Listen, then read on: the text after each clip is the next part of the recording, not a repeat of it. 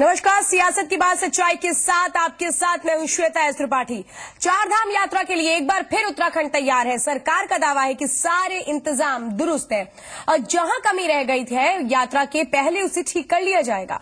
लेकिन विपक्ष यात्रा की तैयारियों को लेकर जो सवाल खड़े कर रहा है वो भी दरकिनार नहीं किए जा सकते। ऐसे में 2 साल पहले आपदा का शिकार हुई चारधाम यात्रा को लेकर आशंकाएं कैसे कम होंगी और कैसे होगी सुरक्षित यात्रा, ये सवाल अब बड़ा होता जा रहा है।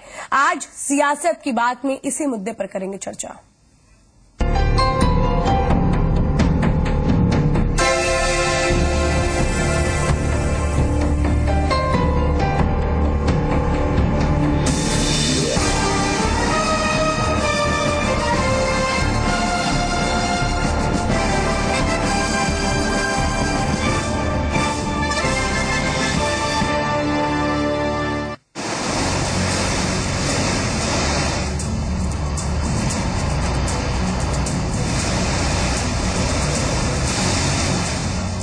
ये तस्वीरें जून 2013 की हैं।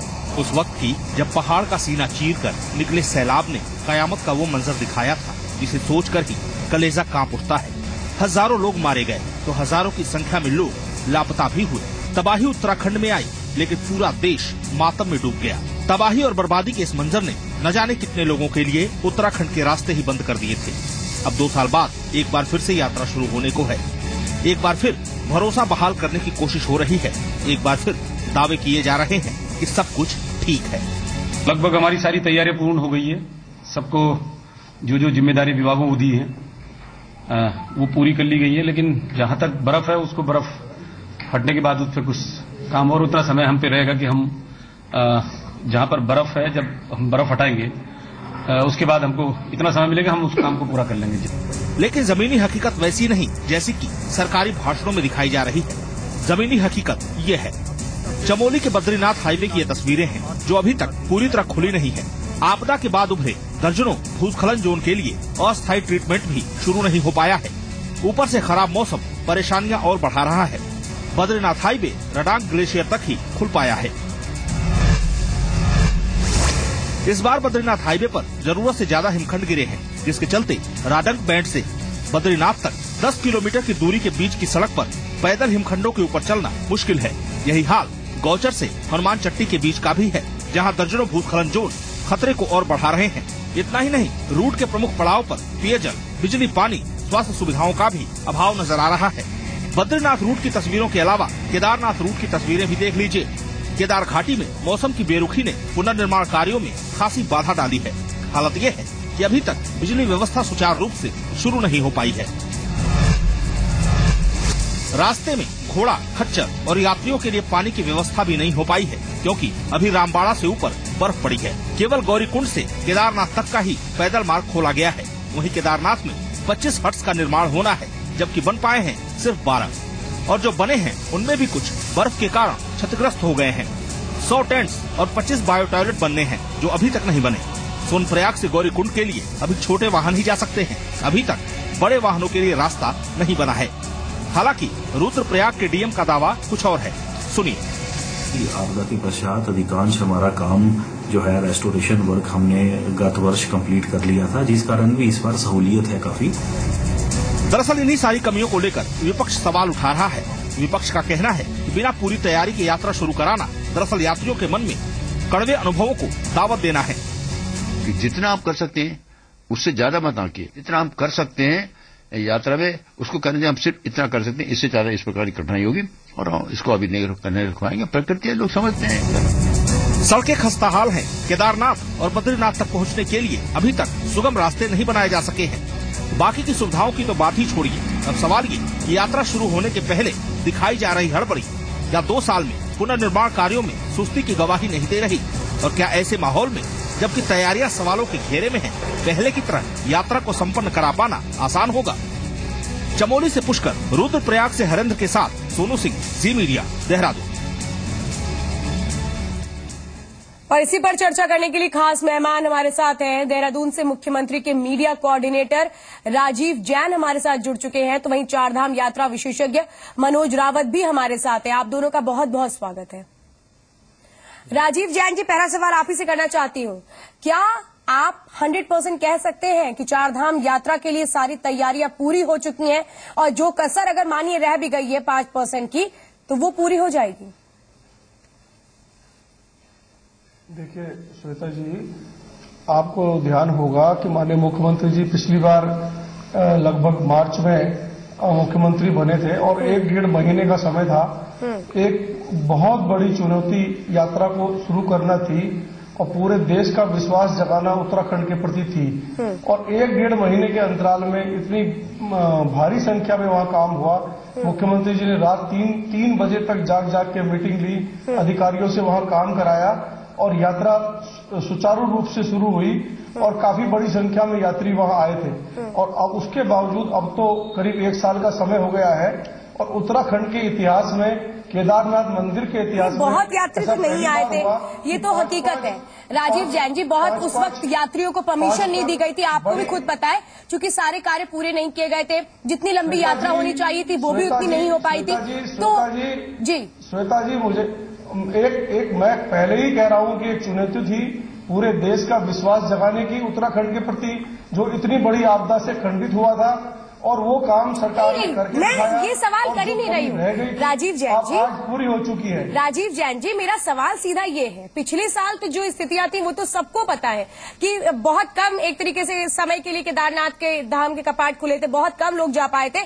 जाहिर सी बात है पुनर्निर्माण का कार्य पूरा नहीं हो पाया था, वो तो अब तक नहीं पूरा हो पाया है।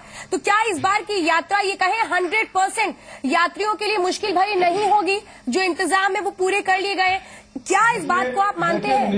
निश्चित तौर पे बड़ी संख्या में जो इंतजाम है लगभग वो सब पूरे हैं। जो बाकी रास्ते के जो वहां केदारनाथ घाटी के इंतजाम है वो लगभग पूरे हो गए हैं। और माननीय मुख्यमंत्री जी निजी तौर पे 15 दिन में, 10 दिन में, हफ्ते भर में उसकी विवेचना करके वहां के काम की अपना पर्सनल ध्यान दे रहे हैं। वहां कई 2-3 बार बर्फ के दौरान मुख्यमंत्री जी दौरा कर चुके हैं। चीफ सेक्रेटरी और हमारे जो अन्य अफसर भी वहां लगातार दौरे में रहते हैं। कल भी रुद्रप्रयाग से हमारे कई अफसर दौरा करके लौटे हैं और मैं समझता हूं कि कोई दिक्कत यात्रा में आने वाली नहीं है।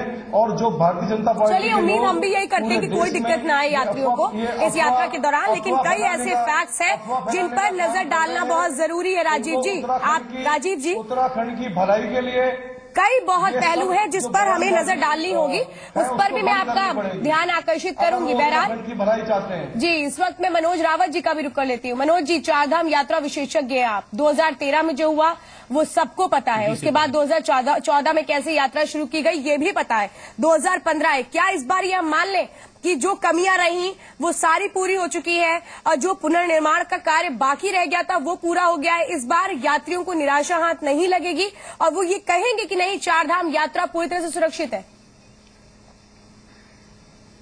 श्वेता, ये जो चारधाम जो उत्तराखंड की यात्रा होती है, सबसे पहले तो इसको ये देखना चाहिए कि इसकी जो तिथियां हैं वो धार्मिक कारणों से, धार्मिक तरीके से तय होती हैं। कि जब धार्मिक तरीके से केदारनाथ की तिथि शिवरात्रि के दिन तय हुई और बद्रीनाथ की तिथि टेहरी राज दरबार में तय हुई, तो इनका धार्मिक परंपराओं और डेट्स का निकालना उस पर तय होता है। दूसरा, आपने जो कहा है कि जो पिछले साल की जो कमियां थी इस साल पूरी हुई कि नहीं हुई। केदारनाथ में जो आपदा आई है वो सदियों में एक बार आई है, पूरा केदारनाथ उजड़ गया था। अब वहां पर किस संख्या में यात्री पहुंचते हैं, उस संख्या में यात्रियों का इंतजाम सरकार जो दावे कर रही है कि अगर उन यात्रियों का रहने का इंतजाम, उनके सुरक्षित पहुंचने का और वापस भेजने का इंतजाम कर पाती है तो वो एक बड़ी सफलता होगी।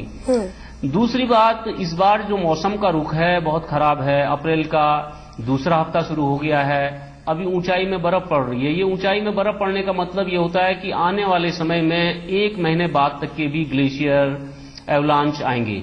और ग्लेशियर और एवलांच ऐसी चीज है कि इसको प्रकृति, मतलब इसको कोई सरकार या कोई प्रशासन इसको कंट्रोल नहीं कर सकता है। तो लेकिन इस मौसम में यात्रा कराने पर सरकार और प्रशासन को, यात्रियों को ये पूरा, मतलब पूरे यात्रियों को कोई जिम्मेदारी लेनी पड़ेगी कि एवलांच अगर आएंगे या ग्लेशियर आएंगे या हिमखंड कहीं से भी आ सकते हैं तो उस स्थिति में यात्री सफल रहे।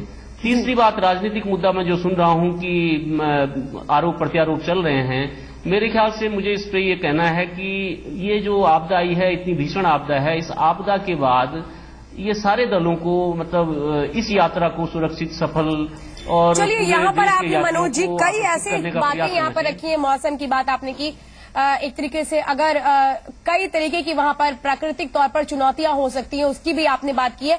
यहाँ पर मैं राजीव जैन जी से भी इस बारे में जरूर प्रतिक्रिया लूंगी। तो चारधाम यात्रा शुरू होने को है, लेकिन किस तरह की चुनौतियां हैं और क्या ये कहा जा सकता है कि तैयारियां पूरी कर ली गई हैं, इस बार कोई समस्या नहीं आने वाली है, इसी पर हम बातचीत कर रहे हैं।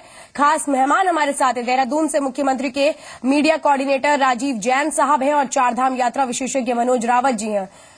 राजीव जैन जी, आप अपनी बात रखिए, शायद आपको लग रहा है आपकी बात पूरी नहीं होने दी जा रही है, आप अपनी बात पहले रखिए, फिर मैं आपसे सवाल करूंगी। श्वेता जी, जो अभी बात मनोज भाई ने कही कि मौसम की बात, जो अप्रैल के महीने में भी जो यहाँ बर्फबारी हो रही है, निश्चित तौर पे मौसम एक चुनौती है और उससे वो कोई दो राय नहीं है। और निश्चित तौर पे तैयारियां फिर भी हमारे जो लोग हैं उनका मनोबल बढ़ा हुआ है, उनको ये नजर आ रहा है कि किसी भी हालत में सारी तैयारियां पूरी करनी है और यात्रा को सुचारू रूप से और सुरक्षित पूरा करना है। चाहे बायोमेट्रिक की बात हो, चाहे यहाँ पे किसी भी तरह की फैसिलिटी देने की बात हो, और माननीय मुख्यमंत्री जी खुद उसके लिए एक एक चीज वॉच कर रहे हैं। आपको ध्यान होगा कि अभी कुछ समय पहले उन्होंने कैबिनेट की बैठक वहां की, कैबिनेट की बैठक वहां करने का ये था ताकि सब लोग, पूरा मंत्रिमंडल वहां का जायजा ले सके, देख सके, एक प्रेशर सब लोगों पे आए ताकि वहां अधिक मात्रा में काम हो। जहां तक सड़कों की बात है, सड़कें हमने शीतकालीन यात्रा की शुरुआत की, उसका मकसद ये था कि जब शीतकालीन समय में कपाट बंद होते थे तो यात्री कम से कम जाते थे। शीतकालीन यात्रा शुरू करने का मकसद ये था कि उस दौरान वहां सड़कें ठीक हो, वहां का इंफ्रास्ट्रक्चर ठीक हो, और बहुत बड़ी संख्या में वहां काम हुआ है। ये वहां के जो स्थानीय लोग हैं वो जानते हैं और मैं समझता हूं कि जो भी लोग यात्रा करने के लिए उत्तराखंड में आएंगे, यहाँ की यात्रा बिल्कुल सुरक्षित होगी और सुगम होगी। चलिए एक बात मुझे बताइए राजीव जी, आप कह रहे हैं तमाम दावे पूरे हो चुके हैं, सब कुछ हो चुका है, 25 हट्स बननी है केदारनाथ में जिसमें 12 का काम अभी बाकी है, 100 टैंक्स और 25 बायो टॉयलेट बनने हैं जो अभी तक बने नहीं हैं, 24 को यात्रा शुरू होनी है, बहुत चुनिंदा दिन ही है, आपको लगता है ये पूरे काम हो जाएंगे?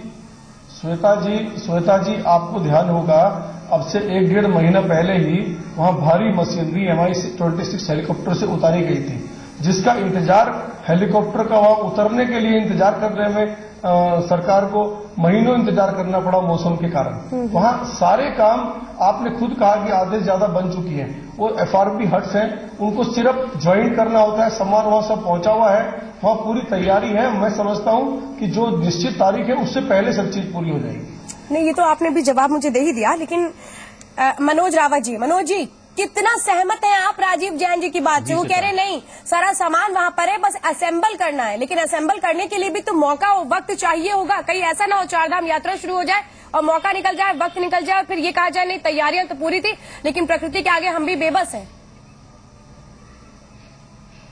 देखिए श्वेता, जो केदारनाथ में इस बार सरकार ने रिस्क लिया विंटर में काम करने का, तो इससे ये लग रहा है कि इनमें इच्छा शक्ति तो है, लेकिन ये अपने लक्ष्य तक कितना पहुंच पाएंगे, मौसम और सामान का वहां तक पहुंचना, क्योंकि आज तक के कभी केदारनाथ के इतिहास में मैंने देखा नहीं था कि 12 महीने काम हुआ, जाड़ों में काम हुआ हो, और वहां काम के महीने वैसे भी कम होते हैं। काम के महीने वहां पर मई जून जुलाई तक के ही 3 महीने काम के होते थे, लेकिन इन्होंने उन काम के महीनों की लंबाई बढ़ाई है। अब उस लंबाई के हिसाब से ये इनकी तैयारियां उस दिन दिखेंगी जिस दिन यात्रा शुरू होगी कि जितने यात्रियों के पहुंचने का इंतजाम का दावा कर रहे हैं ये पूरी कर पाते हैं या नहीं कर पाते हैं, ये तो वहां जाने ही पे पता चलेगा। हम भी इंतजार कर रहे हैं कि 24 को वहां पहुंचे और देखें कि इनके दावों में कितनी सच्चाई है। जी राजीव जैन जी, ये तो बहुत अच्छी चीज है आप जो कह रहे हैं कि नहीं, लगातार मॉनिटरिंग हो रही है हर पहलू। राजीव जी मेरा सवाल सुन लीजिए पहले, फिर मैं बोलने का मौका दूंगी आपको। राजीव जी सवाल तो सुन लीजिए।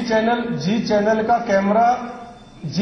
का कैमरा खुद वहां पे रिकॉर्डिंग करके आया। राजीव जी सारी तस्वीरें हम दर्शकों तक पहुंचाते हैं, सवाल तो सुन लीजिए। हम इस बात को कह रहे हैं बहुत अच्छी प्रयास है सरकार का, जो कोशिशें हो रही हैं आप, लेकिन खुद मानते हैं कि प्रकृति चुनौती एक बहुत बड़ी वहां पर है। ऐसे में किस तरीके के वैकल्पिक इंतजाम किए गए हैं? अगर ऐसी चुनौतियां आ जाती हैं, अगर अभी जैसा कि कह रहे हैं मनोज रावत जी की मौसम वहां पर लगातार अभी भी खराब है, बर्फबारी हो रही है, तो ऐसे में इस बार नए अरेंजमेंट्स क्या होंगे जिसके आगे लोग वाकई कहें, विश्वास करें कि नहीं, अगर कुछ मुश्किलें आती हैं प्राकृतिक तौर पर तो सरकार ये नहीं कहेगी कि प्राकृतिक आपदा है, हम इसके आगे विवश हैं। देखिए, जहां तक प्राकृतिक आपदा है उस पर किसी का कोई जोर नहीं है। प्रकृति अपना रूप आज भी दिखाए हुए है, लेकिन सरकार के जो वहां इंतजाम है, जितने लोगों के ठहरने के इंतजाम है, सरकार ने एक निश्चित संख्या करी है कि इतने लोग रात्रि के वहां विश्राम कर सकते हैं और कितने लोगों को नीचे से वहां जाना है। रास्ते का जो पैदल रास्ता है वो सरकार ने अभी बनाया है। पहले रामबगड़ पूरा बह गया था और रामबगड़ के अलावा लिंचोली होते वहां रास्ता बनाया है, छोटी लिंचोली, बड़ी लिंचोली। वहां आप ये मान के चले कि वहां पूरे इंतजाम है।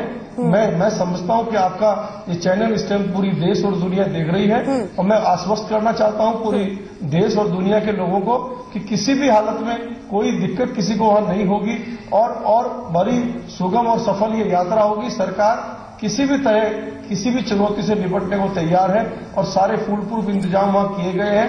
जो बाकी है वो भी किए जा रहे हैं। आज क्योंकि तारीख निश्चित है और वहां पे इसलिए जरा क्योंकि कपाट भी जल्दी खुले हैं तो सरकार और जोर लगा के उधर की तरफ काम कर रही है ताकि जो कुछ बची कुछ चीजें हैं वो उस नियत समय तक पूरी हो सके। अच्छा, एक बात ये बताइए मनोज रावत जी, एक सवाल मैं करना चाहती हूँ कि यात्रा शुरू होने के पहले हड़बड़ी बहुत देखने को मिली पिछले 2-3 महीनों में। कैबिनेट की बैठक भी हो गई, लगातार वहां पर नजर रखी जा रही मुख्यमंत्री की तरफ से भी, लेकिन यही तेजी आपको नहीं लगता साल भर दिखनी चाहिए थी? तब हो सकता है और विश्वास बनता। हम उम्मीद कर रहे हैं बहुत अच्छी यात्रा हो, लोगों को कोई दिक्कतें ना हो, लेकिन नहीं लगता जो फौरी तौर पर आप कदम उठाए जा रहे हैं 3 महीने के अंदर आनन फानन में जो कुछ किया गया, यही पूरे साल भी अगर होता तो उसकी तस्वीर कुछ और होती? श्वेता जी, जब यात्रा वहां समाप्त भी नहीं हुई थी, ये काम कंटिन्यू है, काम कभी बंद हुआ ही नहीं है। जो पिछली यात्रा थी तब से काम जो स्टार्ट हुआ था वो आज तक काम जारी है। एक दिन भी किसी भी वजह से काम नहीं बंद हुआ, चाहे सर्दी हुई, बरसात हुई, गर्मी हुई, राउंड द क्लॉक वहां काम चल रहा है। थोड़ा देर जो आदमी सोने का टाइम लेता है सिर्फ उतना ही टाइम ले रहा है। किसी भी आप तरह अपने छानबीन करके पता सकते हैं, कभी कोई काम बंद नहीं हुआ। आप कह रहे हैं लास्ट 3 महीने, वहां पूरे 12 महीने काम हुआ। ये बार बार हम ये कह रहे हैं कि 12 महीने वहां काम हुआ। श्वेता, आपने मुझसे ये सवाल किया था। श्वेता, देखिए, जो केदारनाथ के लिए मॉडल लाए हैं कि जो एनआईएम और गवर्नमेंट ने मिलकर के काम किया, एनआईएम मतलब ये इसका आधा पार्ट आर्मी का रहता है, आधा गवर्नमेंट उत्तराखंड गवर्नमेंट का रहता है। इस पार्ट के आने पर जो मुझे लगा वहां पर एक वर्क फोर्स जो बना है, एक ह्यूमन रिसोर्स जो बना है कि संकट काल में अगर यात्रियों को संकट आता है, एवलांच आ गया, बर्फबारी बढ़ गई, तो उस समय यात्रियों को वहां से हटाने के लिए कोई मुसीबत इमरजेंसी आई है तो एक जो सरकार का जो सबसे बढ़िया मुझे काम लगा कि जो एनआईएम के साथ नया वर्क फोर्स इन्होंने तैयार किया, उसमें स्थानीय लड़कों को तैयार किया, नए काम करने वाले गाइड्स तैयार हो रहे हैं। तो वो दूसरा जो आप कह रही हैं कि काम के महीने बढ़ाने चाहिए थे, श्वेता, इस बात में तो मैं इन लोगों की तारीफ इसलिए करूंगा कि वहां पर काम के महीने 3 से 4 होते थे, इन्होंने बढ़ा करके अब 12 महीने करे हैं। 12 महीने में भले ही ये 12 महीने भर काम नहीं कर पाए हों, लेकिन जो ये केदारनाथ में रहे हैं, एनआईएम के लोग रहे हैं,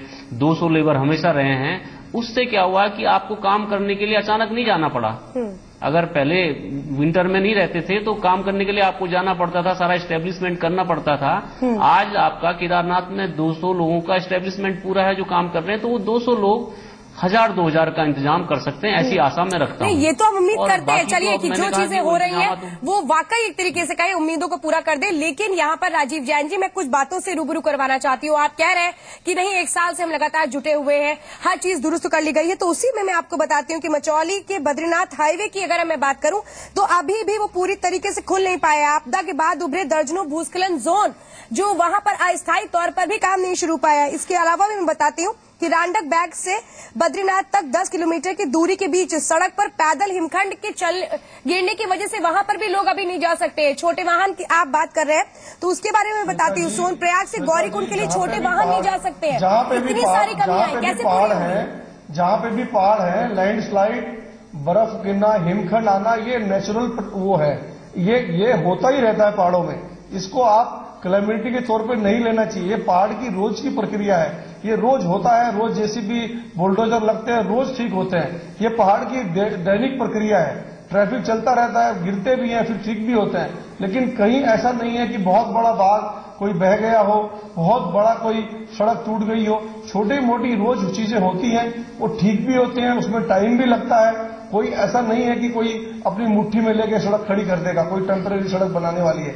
ये पहाड़ में जो लोग रहते हैं वो सब जानते हैं कि क्या स्थिति होती है, और जो लोग रेगुलर पहाड़ की यात्रा करने वाले हैं उनको पहाड़ की दुश्वारियों के बारे में पता है। और मैं समझता हूं कि जो लोग हमारी बात को सुन रहे होंगे वो जानते भी होंगे और वो सब चीजें इस बात का जवाब भी जानते हैं। मैं भी लगातार पहाड़ की यात्रा कर चुकी हूँ राजीव जैन जी, और कितना क्या विश्वास होना चाहिए आपकी बातों से वो भी अपने आप ही झलक रहा है। बहरहाल उम्मीद हम ये करते हैं कि चारधाम यात्रा बहुत अच्छी है लोगों के लिए।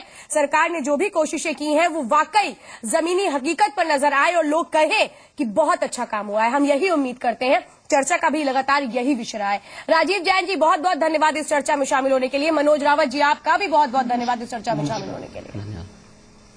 तो वाकई चारधाम यात्रा शुरू होने के बाद ही पता लग पाएगा कि जो इंतजाम है, जिसका दावा लगातार कर रही है सरकार कि कोई मुश्किलें नहीं होंगी, पूरी कोशिश कर दी गई है, वाकई क्या ये उम्मीदों पर खरी उतर पाती है। चारधाम यात्रा के बाद भी हम इन स्थितियों को लेकर जरूर एक चर्चा करेंगे। फिलहाल आज के लिए इतना ही। मुझे दीजिए इजाजत। नमस्कार।